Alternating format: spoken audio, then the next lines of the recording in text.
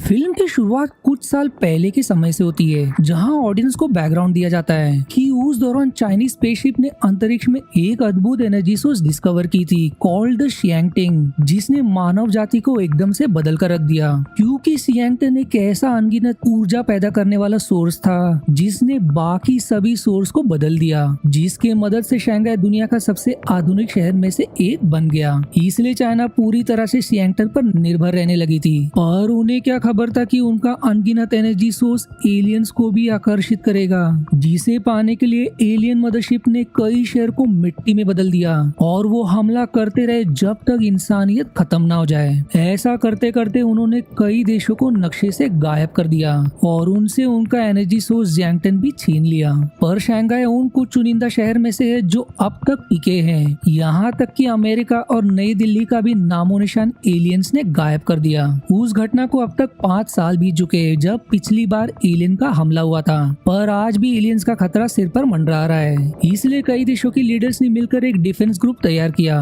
और इस तरह सभी के टेक्नोलॉजी की मदद से ऐसे कई हथियार तैयार किए गए जिनके मदद से वो एलियन से बराबरी का मुकाबला कर सके। पूरे शहर को शील्ड से घेर रखा है ताकि एलियन के हमले को कम किया जा सके। उन्होंने मिलकर एक सीक्रेट कैनन गन हथियार भी तैयार किया जो उनका एलियन के अगेंस्ट सबसे बड़ा हथियार होगा। इसलिए कमांडिंग ऑफिसर लिन न्यू रिक्रूट्स जियांग, जेंग, पैन और लू को ट्रेन कर रही है, जिन्हें पहला वो मौका दिया जाएगा उनकी न्यू और भी एडवांस शिप को पायलट करने के लिए। चारों एक साथ कॉल्ड द ईगल स्क्वाड। वो कभी असली जंग के मैदान में उतरे नहीं होते, पर अपने अपने कौशल में तेज होते हैं, जिनके प्रोग्रेस को commander in chief Shao personally monitor कर रहे होते हैं। पर आज सभी की ट्रेनिंग की परीक्षा होगी, क्योंकि देखते ही देखते एक विशाल मदर एलियन शिप उनके सिर पर मंडराने लगता है। वो फुर्ती दिखाते हुए सबसे पहले सिविलियंस को सेफ जगह लोकेट करने लगते हैं और तुरंत अपनी अपनी पोजीशन संभालते हैं मुश्किल का डटकर मुकाबला करने के लिए। एलियन मदरशिप अपने पहले ही हमले में अपने पावरफुल लेजर गन की मदद से शील्ड के कुछ हिस्से को ढेर करने में सफल हो जाते हैं और वो सभी जब तक इसे रिमोटली फिक्स करें तब तक हजारों में एलियन प्रेडेटर शहर में घुस आते हैं। पर शंघाई फोर्ट्रेस की सेना अपने डेडली ड्रोन्स के साथ तैयार। अब इंसान बनाम एलियन के बीच एक और महायुद्ध छिड़ जाता है। दोनों में काफी देर तक बराबरी का मुकाबला होता है, पर अंत में उनके हाईली टेक्नोलॉजिकल ड्रोन्स प्रेडेटर्स पर भारी पड़ने लगते हैं और अब वो दुम दबाकर शहर की तरफ भागने लगते हैं, जिसके कारण अब सिविलियंस की जान खतरे में पड़ जाती है। पर भाग्य से जेंग वहीं मौजूद सही समय पर एक बच्ची को बचा लेता है। वहीं एलियन अब एक विशाल रोबोट में बदलकर शहर पर कहर ढाने लगता है, जिसके सामने तैनात मिलिट्री भी टिक नहीं पाती। जेंग भी असहाय नजर आता है, पर आर्टिलरी टीम के बिग गन्स को मैदान में उतारते ही एलियन रोबोट्स को मुंह की खानी पड़ती है। वहीं ड्रोन सेना भी बाकी प्रेडेटर्स को धूल चटाकर उन्हें शील्ड से बाहर खदेड़कर सही समय पर शील्ड फिक्स करके एलियन मदरशिप को खाली हाथ लौटना पड़ता है। उन्हें जल्दी एक और खुशखबर मिलती है कि वो नई दिल्ली में हुए एलियन हमले के डेटा को एनालाइज करने के बाद उन्होंने मदरशिप की कमजोरी का पता लगा लिया है और उस कमजोरी को उनका शक्तिशाली सीक्रेट कैनन गन एक्सप्लॉइट कर सकता है, जिसके तुरंत बाद शाओ लिन को उनकी सीक्रेट अंडरग्राउंड फैसिलिटी ले जाते हैं, जहां वो फाइनली डिस्क्लोज करते हैं कि जियांगटिन को खोने से पहले उन्होंने उसकी मदद से उनका वर्जन ऑफ एक और डुप्लीकेट जियांगटिन डेवलप करने में सफल रहे, जिस पर उनके पूरे शहर का अस्तित्व निर्भर है। पर जियांगटिन का एक डिसएडवांटेज ये है कि इसकी शक्ति काफी अनस्टेबल है, जिसका अधिक प्रयोग घातक भी हो सकता है। इसलिए वो अपने घातक हथियार कैनन का प्रयोग करने से भी कतरा रहे हैं, क्योंकि कैनन को काफी मात्रा में ऊर्जा की जरूरत पड़ती है और उसका प्रयोग करते ही जियांगटिन अस्थिर होने लग सकता है, जिसके तुरंत बाद शील्ड कमजोर पड़ सकता है, क्योंकि शील्ड भी जियांगटिन के एनर्जी सोर्स पर निर्भर करता है। वहीं चाहे ईगल स्क्वाड अपने देश के लिए लड़ने से पीछे नहीं हटेंगे, पर वो ये भी एक बड़ा सपना रखते कि कब वो दिन आएगा जब उन्हें एलियंस के अगेंस्ट सर्वाइवल की चिंता नहीं करनी पड़ेगी। वो सभी एक साथ एक शांत मोमेंट बिता ही रहे होते कि फिर से एलियन मदरशिप ने उन पर हमला कर चुका होता है। अब उन्हें तुरंत शील्ड को फिक्स करने के लिए एनर्जी सोर्स को बढ़ाना पड़ता है। पर हैरानी की बात ये कि प्रेडेटर्स प्रवेश करने के बजाय जैसे किसी चीज के इंतजार में दिखाई देते हैं। पर पैन तुरंत समझ समझ जाता है कि प्रेडेटर्स का सोचा समझा प्लान है। वो शायद इस इंतजार में है कि कब वो घाई के चक्कर में गलती से एनर्जी सोर्स को अनस्टेबल कर दे,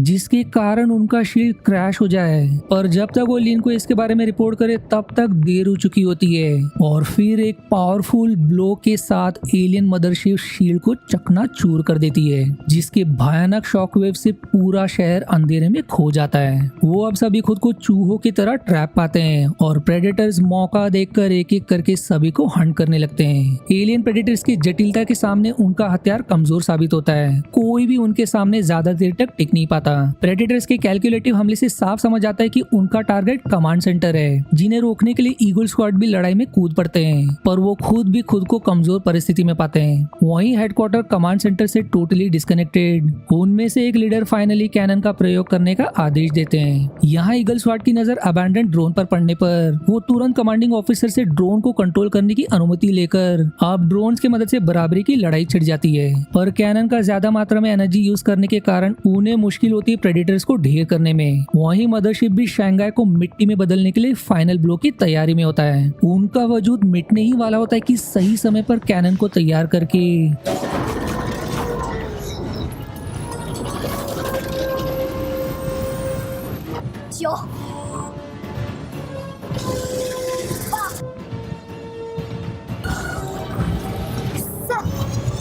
एक ही ब्लास्ट से एलियन मदरशिप को भारी चोट पहुंचाते हैं,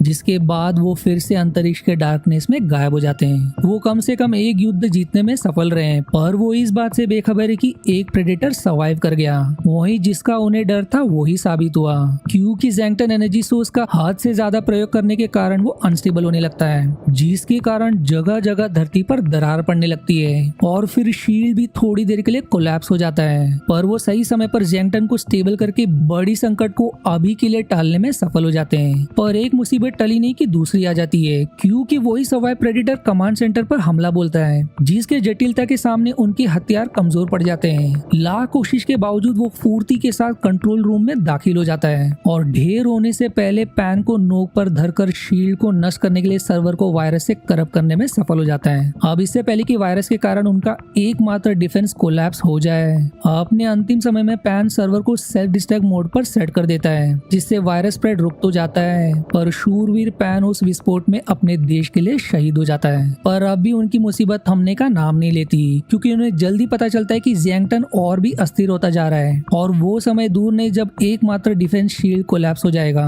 उनके पास अब और कोई चारा नहीं, इसलिए शाओ इस महायुद्ध को खत्म करने के लिए एलियन के खिलाफ पहला और आखिरी वार करने का तय करते हैं। इसलिए अपने फोर्सेस को इकट्ठा करने के बाद नई दिल्ली के हमले में हासिल उस डेटा को समझने के बाद शाओ का प्लान जैंगटिंग की सारे एनर्जी को कैनन की तरफ डाइवर्ट करने का होता है, ताकि कम से कम इस बार वो और भी जोरदार वार से एलियन मदरशिप को हमेशा के लिए नष्ट कर सके।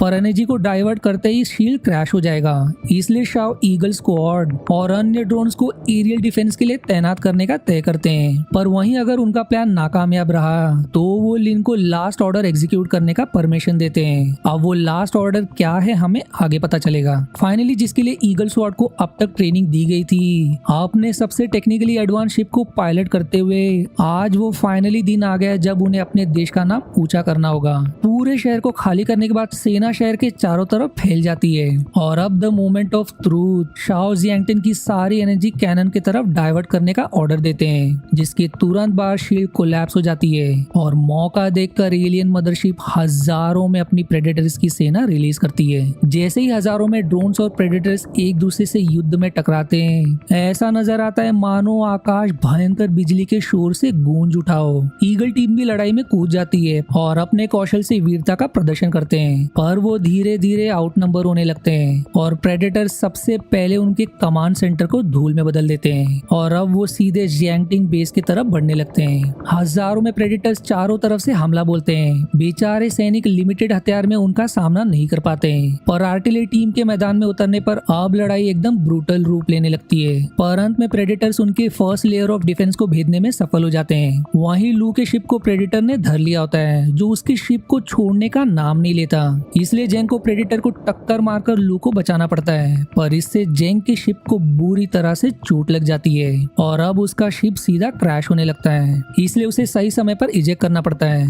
और अब वो सीधे जियांगटन बेस लैंड करता है और वो सेना के साथ युद्ध में शामिल हो जाता है। पर जाहिर तौर पर टेक्निकली एडवांस प्रेडेटर्स के सामने उसे भी मुश्किल होने लगती है। वो लगभग मरने ही वाला होता है कि ऐन मौके पर लू उसे बचा लेती है और अब वो खुद भी मैदान में जेंग के साथ कूद जाती है। वहीं जेंग रास्ता साफ करने की कोशिश में लगा रहता है ताकि कैनन को क्लियर लाइन ऑफ साइट मिले फाइनल ब्लो के लिए, पर उसका मुश्किल में पड़ता पता चलने पर जेंग लू का शिप लेकर उसके मदद के लिए निकल पड़ता है। पर इस तरह predator second layer of defence को भी भेदने में सफल हो जाते हैं और अब लू खुद को चारों तरफ से घिरा पाती है।